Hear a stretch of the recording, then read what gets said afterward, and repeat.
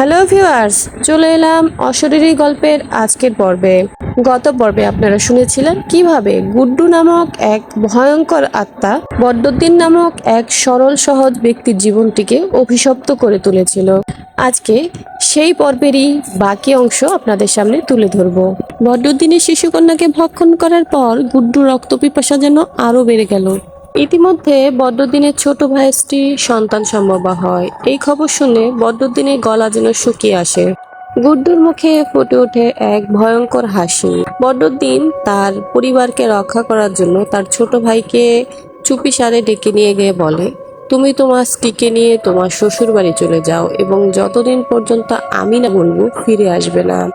বদরুদ্দীনের ভাই তাকে প্রশ্ন করলে বদরুদ্দীন তখন বলে, সময় এলে আমি তোমাকে সবকিছু খুলে বলবো, কিন্তু এখন শুধু বলবো যত দ্রুত সম্ভব তুমি তোমার স্ত্রীকে নিয়ে তোমার শ্বশুর বাড়িতে চলে যাও এবং আমি না বলা পর্যন্ত বাড়িতে ফিরে আসবে না। এবং বদরুদ্দীনের ছোট ভাই তাই করে।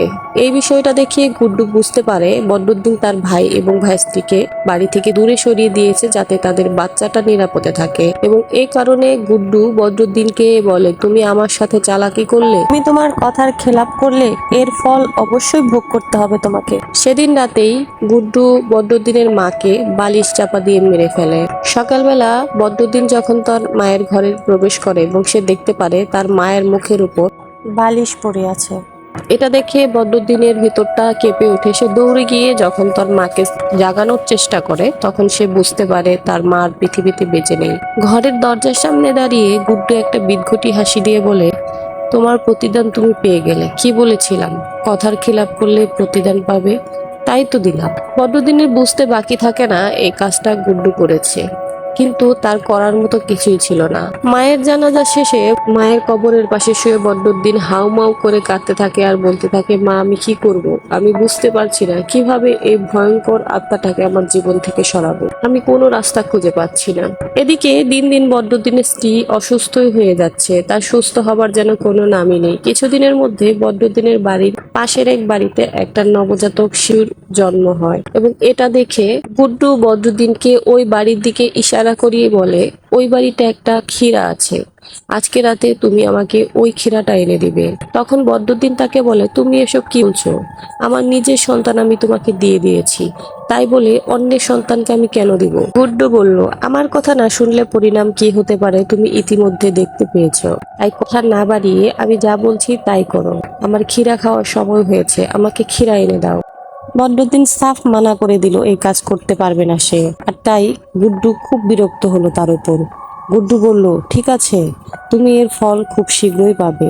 সেদিন বিকেল থেকেই বদরুদ্দীনের ছেলেকে কোথাও খুঁজে পাওয়া যাচ্ছে না। এপাড়া ওপাড়া চারদিক খুঁজতে খুঁজতে হঠাৎ একজনের চোখে পড়ল বাচ্চাটিকে কেউ একজন পাশের জঙ্গলের বড় একটা গাছের মধ্যে গলায় দড়ি দিয়ে ঝুলিয়ে রেখেছে। লোকটা এসে দৌড়ে বদরুদ্দীনের বাড়িতে খবর দিল। বদরুদ্দীনের বাড়িতে আবারও নির্মম শোকের ছায়া। বদরুদ্দীনের বুঝতে বাকি রইল না কে করেছে এই কাজটা। সন্তান হারানোর শোকে বদরুদ্দীন পাথর হয়ে গিয়েছে। আশেপাশের লোকজন বলছে অতি অল্প দিনে বদরুদ্দীনের অনেক টাকা পয়সা হয়ে গিয়েছে, তাই হয়তো তার অনেক শত্রু তৈরি হয়েছে, আর শত্রুতা করেই কেউ তার বাচ্চাটিকে মেরে ফেলেছে। কেউ কেউ বদরুদ্দীনকে পরামর্শ দিচ্ছে সে যেন পুলিশের সহযোগিতা নেয় এবং পুলিশ খুঁজে বের করতে পারবে কে তার সন্তানকে মেরে ফেলেছে। কিন্তু বদরুদ্দীন তো বুঝতেই পেরেছে তার সন্তানকে মেরেছে, যাকে পুলিশ দ্বারা ঘায়েল করা যাবে না, এবং তাকে কিভাবে ঘায়েল করা যাবে তার কোনো পথ বদরুদ্দীন আজ পর্যন্ত খুঁজে পায়নি। সন্তান হারানোর যন্ত্রণা সহ্য না করতে পেরে সন্তানের জানাজা শেষ করে বদরুদ্দীন ছুটে আসে গুড্ডুর কাছে এবং তাকে বলতে থাকে, তুই কেন করলি এমনটা? আমার একটা সন্তান ছিল, তুই তাকে কেন মেরে ফেললি? এক সন্তানকে তো আগেই খেয়ে ফেলেছিস, ও কি দোষ করেছিল, ওকে কেন মেরে ফেললি? তখন গুড্ডু বলল, তুই তোর শর্ত ভঙ্গ করেছিস, শাস্তি তো তোকে পেতেই হবে। বদরুদ্দীন খেপে গিয়ে গুড্ডুর গলা চেপে ধরলো এবং তাকে বলতে লাগলো, তোকে আজ আমি মেরেই ফেলবো। তুই আমার মাথার উপর একমাত্র ছায়া, আমার মাকে মেরে ফেলেছিস, আমার একমাত্র ছেলেটাকে মেরে ফেলেছিস, আমার নবজাতক শিশুকন্যাটিকে খেয়ে ফেলেছিস। তোর কারণে আমার স্ত্রী অসুস্থ হয়ে গিয়েছে, আমার সম্পূর্ণ পরিবার ধ্বংসের মুখে চলে গেছে, তোকে আমি শেষ করে ফেলবো। কিন্তু আমরা আগেই জেনেছি গুড্ডু আকৃতিতে ছোট হলেও তার শরীরে অনেক বেশি জোর ছিল। সে অচিরেই বদরুদ্দিনের হাত থেকে ছুটে যায় এবং তার হাতের বুড়ো আঙুলে কষে এক কামড় বসিয়ে দেয়। চিৎকার করে ওঠে বদরুদ্দিন। কামড় দিয়ে গুড্ডু দৌড়ে কিছুটা দূরে গিয়ে দাঁড়ায় এবং তাকে বলে, করেছিস কথার নড়চড়, এবার তুই পচে পচে মর। এই বলেই মুহূর্তের মধ্যেই গুড্ডু হাওয়ায় মিলিয়ে গেল। বদরুদ্দিন তার হাতের কামড়ের আঘাতে আর্তনাদ করতে লাগলো। মুহূর্তের মধ্যেই তার হাতটা ফুলে অনেকটাই বড় হয়ে গেল। যত দ্রুত সম্ভব সে ডাক্তারের কাছে গেল। ডাক্তারের কাছে যাওয়ার পর ডাক্তার তাকে কিছু মেডিসিন ও ইনজেকশন দিল এবং তার হাতের ব্যথাটা অনেকটাই কমে গেল। কিন্তু এক সপ্তাহ পর তার হাতের ব্যথাটা আবারও দেখা দিল এবং এইবার ব্যথাটা যেন আগের চেয়েও বেশি তীব্র এবং সে লক্ষ্য করতে লাগলো তার হাতের আঙ্গুলটা অনেকটাই কালচে বর্ণ ধারণ করছে। সে দ্রুততার সাথে ডাক্তারের সাথে যোগাযোগ করলো এবং ডাক্তার তাকে কিছু মেডিসিন, কিন্তু সেই মেডিসিন যেন তার ব্যথার ওপর কোনো কাজই করছে না। ব্যথা ক্রমে ক্রমে বেড়েই চলেছে। সে আবারও ডাক্তারের কাছে গেল এবং ডাক্তারকে দেখালো। এবার তার আঙুলটা একদমই যেমন কুচকুচে কালো হয়ে গিয়েছে। তখন ডাক্তার তাকে জানালো তার আঙুলে পচন ধরেছে। সে যেন যত দ্রুত সম্ভব অপারেশনের মাধ্যমে তার এই আঙুলটাকে কেটে ফেলে দেয়, না হলে এই পচন তার সারা শরীরে ছড়িয়ে যেতে পারে। দিশেহারা বদরুদ্দিন কোনো দিশে বিশে না পেয়ে অপারেশনের মাধ্যমে তার হাতে সে বৃদ্ধাঙ্গুলিটিকে কেটে ফেলে দিল। কিছুদিন ভালোই গেল, কিন্তু এর কিছুদিন পরেই আবারও তার সেই আঙুলের কাটা অংশ থেকে ব্যথা অনুভব শুরু হলো।